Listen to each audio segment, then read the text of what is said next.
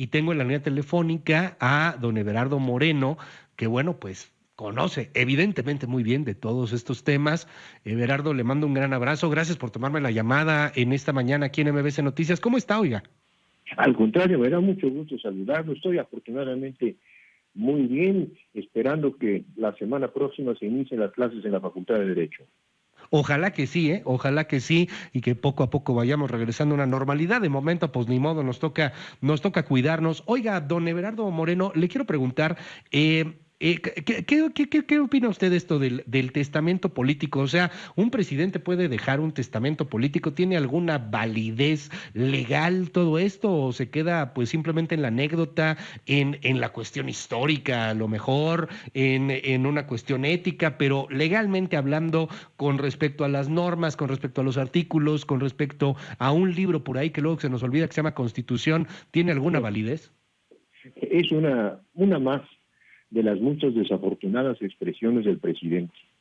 Por supuesto que la figura del testamento político no existe ni en el derecho ni en la práctica. Usted lo decía muy bien hace unos segundos. El artículo 84 de la Constitución General de la República es muy clara y establece qué debe de hacerse en el caso de la falta absoluta del presidente. El testamento político es, repito, una desafortunada, muy desafortunada expresión del presidente. El señor presidente, cuando termine su periodo en el 24, no podrá dejar testamento político, y si antes de abandonar la presidencia, tampoco. Los presidentes duran 6 años.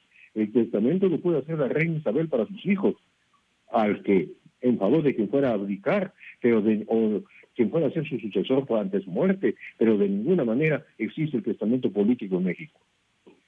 A ver, entonces esto se queda simplemente como una anécdota, se queda simplemente como un asunto ahí, pero ¿qué pasa? Y toco madera, nadie lo está deseando. ¿Qué pasa si el presidente se muere? ¿Qué pasa si le da un infarto? ¿Qué pasa si algo sucede? Insisto, Dios no lo quiera, toco madera, nadie desea eso, Por pero supuesto pues que la no. ley lo prevé, ¿no? ¿Qué sucede? Como lo dice el artículo 84, considerando que la falta sería en los últimos 4 años, se nombraría a un presidente sustituto que viniera a terminar el periodo. Y mientras se nombra el presidente sustituto o la Comisión Permanente convoca al Congreso para que lo nombre, el secretario de Gobernación entraría en funciones automáticamente como presidente de la República. En el momento, a ver, si esto sucediera hoy día, que ha pasado ya este tiempo, el que quedaría inmediatamente sería el secretario de Gobernación. Así es, inmediatamente, porque así lo determina la Constitución, y inmediatamente sería el secretario de Gobernación el que entraría en funciones. Esta es una reforma reciente, porque antes había pues alguna laguna en el sentido de que no habría presidente hasta que el Congreso nombrara, ya fuera el interino o ya fuera el sustituto. En este caso se ha resuelto eso, estableciéndose que es el secretario de Gobernación quien entra de inmediato a asumir las funciones. Ok, ¿qué pasa si en el testamento del presidente, en el testamento político, dice algo así como que, y yo dejo de secretario de Gobernación a otro o a otra que no sea la persona titular en ese momento? Qué interesante, Luis, qué interesante lo que usted está diciendo. No, pues no tendría ningún efecto. Tendría tanto efecto como si usted o yo, nombráramos secretario de Gobernación a alguna persona. De ninguna manera. De plano. No tiene ningún efecto. El nombramiento se tiene que hacer en vida, no en testamento. Repito, estamos en una república, no en una monarquía. Eso es muy, muy interesante porque por ahí hay quien está empezando a cuestionar el asunto. ¿Y el Congreso en qué juega? O sea, muere el presidente en este momento y el Congreso en qué juega, qué papel le toca. Se convoca al Congreso y en una sesión del Congreso, por mayoría absoluta de votos, no emana el presidente y puede nombrar como presidente a quien desee. Puede nombrar como presidente a Luis Cárdenas o a quien quiera. No necesita más que el nombrado reunir los requisitos que establece el artículo 82 de la Constitución. O sea, el secretario de Gobernación entra inmediatamente, se convoca al Congreso para que se nombre un presidente de aquí a que termine el periodo del que sería el de López Obrador, o sea, de aquí al 2024. Nos encontramos en los últimos 4 años de este gobierno. ¿El Congreso lo entendemos como solo la Cámara de Diputados, como la No, Cámara de Senadores, no. como los dos? Entendemos que el Congreso que tiene que ser el voto tanto de los diputados como de los senadores. Tiene que Por haber una mayoría, sesión de Congreso, tiene que reunirse los diputados y los senadores y nombrar ellos al presidente. por mayoría simple, por mayoría Por calificada, mayoría absoluta. por mayoría absoluta, o sea, la mitad más uno.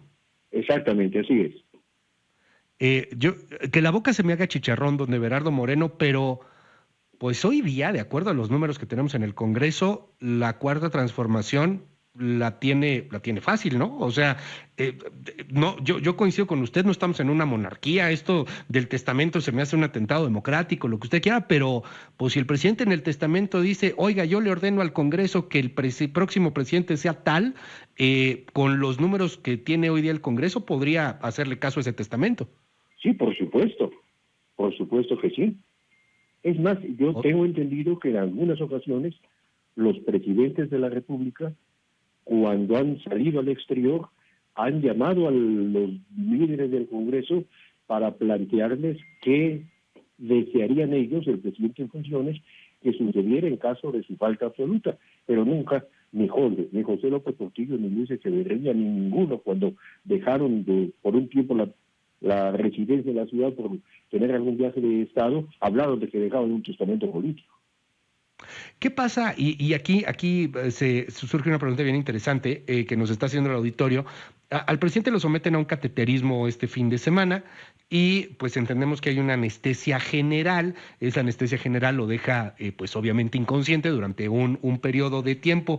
En esos periodos de inconsciencia médica, ¿quién es el presidente de la República, don Everardo? ¿Quién puede tomar una decisión en esos momentos? Esto viene muy a cuento por lo que pasó, por ejemplo, en Estados Unidos, cuando a Joe Biden hace unos meses le someten a una colonoscopía y bueno, pues de momento, por unas horas, queda al frente de la nación norteamericana Kamala Harris. ¿Qué pasa aquí en México? Hace usted una observación muy interesante. En este caso, pues aplicaríamos por analogía el artículo 84 en uno de sus últimos párrafos que establece que quien entre en funciones es el secretario de Gobernación. O sea, en esa media hora, ¿quién era el presidente, digamos? Era Algo el mencionó secretario. que durante su ausencia quien lo representaba era el secretario de Gobernación. Y eso sí, en función de lo que establece el artículo 84 Ajá. de la Constitución de la República. Don Everardo Moreno, siempre es un placer poder saludarlo, poder conversar con usted. Gracias por darnos luz en estos temas, oiga. El gusto es para mí, que esté usted muy bien y que siga con sus buenos éxitos. Usted para ser muy bien.